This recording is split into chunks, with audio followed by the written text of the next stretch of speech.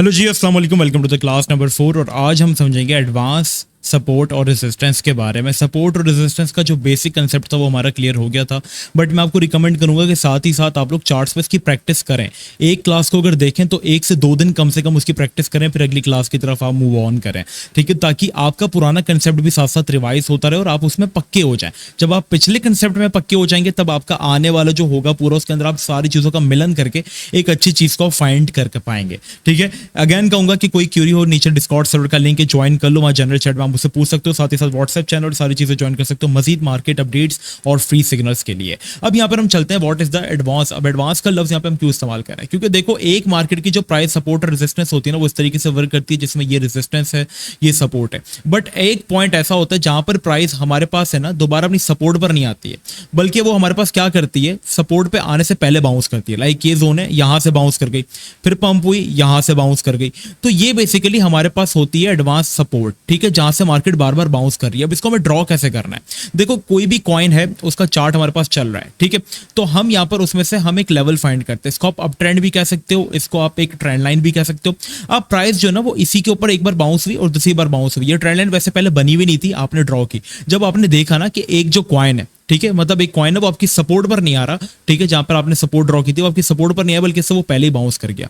तो आप क्या कहोगे, अपनी जहां से आपने सपोर्ट बनाई थी और जहां से वो बाउंस हुआ है वहां पर आप उस लाइन को लेके जाओगे और उसी के अलाइनमेंट में आप उस लाइन को कंटिन्यू कर दोगे, जिसको हम कहेंगे एडवांस सपोर्ट ट्रेंड लाइन, ठीक है। और वहां से क्या होगा, मार्केट दोबारा आएगी तो उसी पॉइंट को अपना सपोर्ट बना सकती है, ठीक है। तो इसको हम कहते हैं कि एडवांस सपोर्ट, जिसको आप कह सकते हो अप ट्रेंड भी, या इसके बेसिस के ऊपर ही हम लोग ब्रेकआउट का जो है वो अप ट्रेंड का जो है वो डिसीजन लेते हैं। अब एग्जाम्पल के तौर पर यहाँ पर हमारे पास एक चार्ट है, इसका कॉइन का नाम है डीएफ, ठीक है। अब डीएफ के चार्ट में हमारे पास यहाँ पर आप देखोगे कि कॉइन अपनी सपोर्ट पर था, आने से पहले बाउंस कर गया और ये इसकी एक इंपॉर्टेंट ट्रेंड लाइन बनती जा रही थी, ठीक है। इसको थोड़ा सा अगर हम और से देखेंगे तो आप बिल्कुल इसको यहाँ से देखो, ठीक है, ये एक पॉइंट था जहां से ये बार बार बाउंस कर रहा था, ठीक है। हालांकि इसकी सपोर्ट जो थी वो यहाँ पर थी, बट वो अपनी सपोर्ट पर नहीं आया, ठीक है। मैंने आपसे कहा था कि अगर एक कॉइन अपनी सपोर्ट पर नहीं आया और उससे पहले कहीं से बाउंस कर जाता है तो यहाँ से भी आप इसको ड्रॉ कर सकते हो, यहाँ से भी। और सेम इसी तरीके से आप जिस तरीके से सपोर्ट का एक जोन बनाते हो थोड़ा लेवरेज देके, मतलब एक्जैक्टली आपने अपनी सपोर्ट जो थी वो यहाँ पर नहीं बनानी, ठीक है। जैसे सपोर्ट आपकी एक्जैक्टली यहाँ पर नहीं होनी चाहिए, अगर मार्केट यहाँ से बाउंस की थी तो यही सपोर्ट है हमारे पास, नहीं, सपोर्ट आपने बनानी है सेम बिल्कुल इस तरीके से जैसे आपने अपनी बॉडी से लेके विक तक की,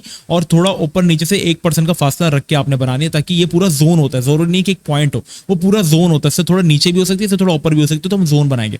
सेम इसी तरीके से जब हम एक ट्रेंड लाइन ड्रॉ करेंगे, हम एक पूरा जोन बनाते हैं। जैसे ये आप टूल यूज कर सकते हो जिसका नाम यहाँ पे हमारे पास है रोटेटेड रेक्टेंगल। तो ये ट्रेंड लाइन का पहले ट्रेंड लाइन एक ड्रॉ करो, फिर वहां पर इसके एंड से लेकर उसकी पीक तक आप उसको बनाओ, ठीक है। बनाने के बाद आप क्या करो, जैसे हमने ड्रॉ दिया उसको थोड़ा सा छोड़ोगे तो ये हमारे पास एक प्रॉपर जोन बन जाएगा, ठीक है। तो यहां पर आप देखोगे जैसे कि हमारे पास एक प्राइस यहां से पंप कर गई, दूसरी बार यहां से पंप कर गई, तो अब हम आप यही एक्सपेक्ट करो कि भाई आने वाले टाइम में जो है वो हमारे पास ये एक जोन जो है वो हमारे पास एक प्राइस यहाँ पे आ सकता है। और यहाँ पर आप देखोगे ये एरिया रेजिस्टेंस भी है छोटा सा, तो ये रेजिस्टेंस को भी इसने ब्रेक किया है। तो अगर रेजिस्टेंस हमारी टूट गई, क्योंकि देखो रेजिस्टेंस को तोड़ा तो ये सपोर्ट बन गई, देख लो इसने सपोर्ट दिया, यहाँ पे देख लो सपोर्ट लिया, रेजिस्टेंस को ब्रेक किया, सपोर्ट लिया, बाउंस करी। तो अगर मार्केट वापस यहाँ पर आई तो हमारे पास ट्रेंड लाइन की सपोर्ट भी होगी और हमारे पास हॉरिजॉन्टल जो रेजिस्टेंस टूट गई वो भी रेजिस्टेंस बिकम सपोर्ट बन गई है। तो अब आप जो नेक्स्ट बाइंग करोगे अपने इस लेवल के अंदर करोगे, जैसे फॉर एग्जाम्पल मार्केट दोबारा इस पॉइंट पर आप देखोगे आई भी, ठीक है, लाइक यहाँ आई और यहीं से बाउंस कर गई, यहाँ थोड़ा नीचे आई तो ट्रेंड लाइन से बाउंस कर गई। तो ये हमारे पास इस तरीके से ट्रेंड लाइन जो है वो मार्केट के अंदर वर्क करती है।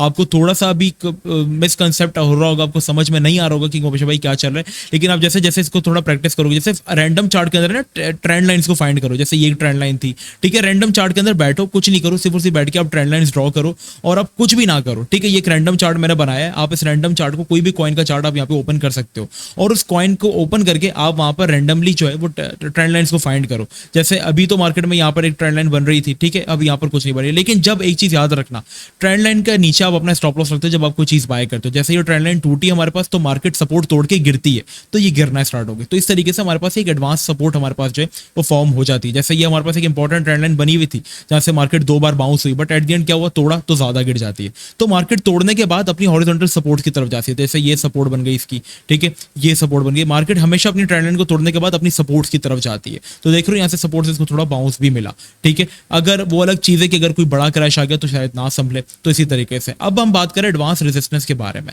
मार्केट पंप हो रही है लेकिन एक सर्टेन जोन से बार बार गिर रही है थी, ठीक है, तो उसको हम कहते थे, जैसे यहाँ पे फॉर एग्जांपल इसको छोड़ो, ठीक है, यहाँ पर मार्केट एक इंपॉर्टेंट सर्टेन जोन से बार बार गिर रही थी, तो इसको हम कह रहे थे इंपॉर्टेंट रेजिस्टेंस।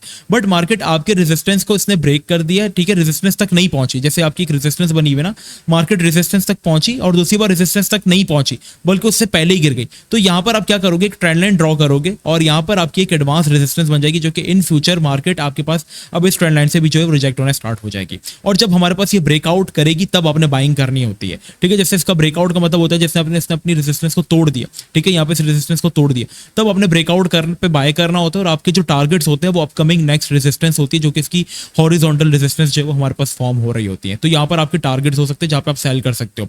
एग्जाम्पल के तौर पर हमारे पास कुछ दिनों पहले एक कॉइन बहुत ज्यादा पंप हुआ जिसका नाम है रेयर।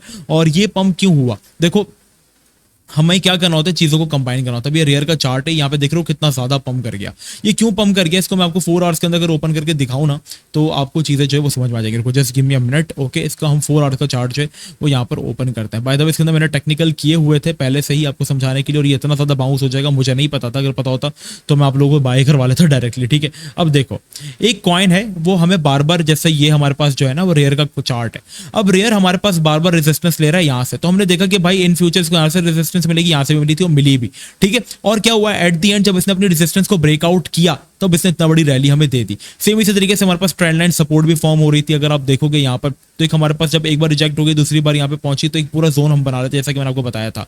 तो इस बार बाउंस हुई, दूसरी बार यहाँ से बाउंस हुई, तब हमने एक इंपॉर्टेंट रेजिस्टेंस आगे के लिए सपोर्ट बना ली। तो यहीं से बाउंस हुई, रैली दी, यहीं से बाउंस हुई, रैली दी। तो इस तरीके से आप देख रहे हो ट्रेंड लाइन सपोर्ट और रेजिस्टेंस वर्क करती है।